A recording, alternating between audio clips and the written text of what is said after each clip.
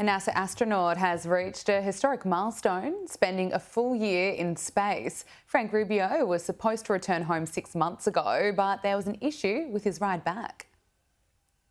And liftoff. A few weeks before NASA astronaut Frank Rubio launched to the International Space Station with 2 cosmonauts on a Russian Soyuz rocket, I spoke with him about the geopolitical tensions that he'd be leaving behind on Earth. Did you ever have any second thoughts about flying on a Russian Soyuz in the middle of this conflict with Ukraine? Again, not really, because I trust my crew wholeheartedly. If anything, right, there's a little bit of nerves about the whole big picture of going to space for the first time, spending 6 months up there. But 6 months quickly turned into a full year after his ride home. The Soyuz spacecraft was struck by a small object in space, puncturing the Soyuz's radiator and spewing coolant into space. A stream of particles. Russia's space agency Roscosmos decided the spacecraft was unsafe and a replacement Soyuz would need to be sent to bring the crew home. For Rubio, who was on his first space flight and had just become the first Salvadoran American to go to space, it meant being away from his wife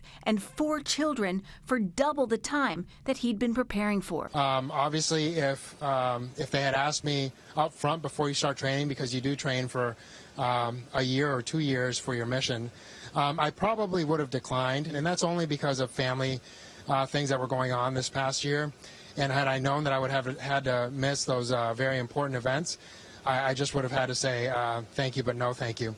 But once you commit to the mission, once you're part of the training, I would have been committed to the mission. By the time Rubio returns to Earth next week, he will have been in space for 371 days, longer than any other American in history. 3 spacewalks, conducted dozens of science experiments, but perhaps the most interesting experiment for this Army doctor turned astronaut is the one that Zero Gravity has been conducting on his own body. The reality is we're not standing, we're not walking, we're not bearing our own weight, and so it'll be anywhere from 2 to 6 months before I essentially say that I feel normal. And normal is exactly what Rubio's craving, spending time with his family and time outside these walls on Earth. Up here we kind of have the constant hum of machinery that's keeping us alive, and so I'm looking forward to just being outside and enjoying the peace and quiet.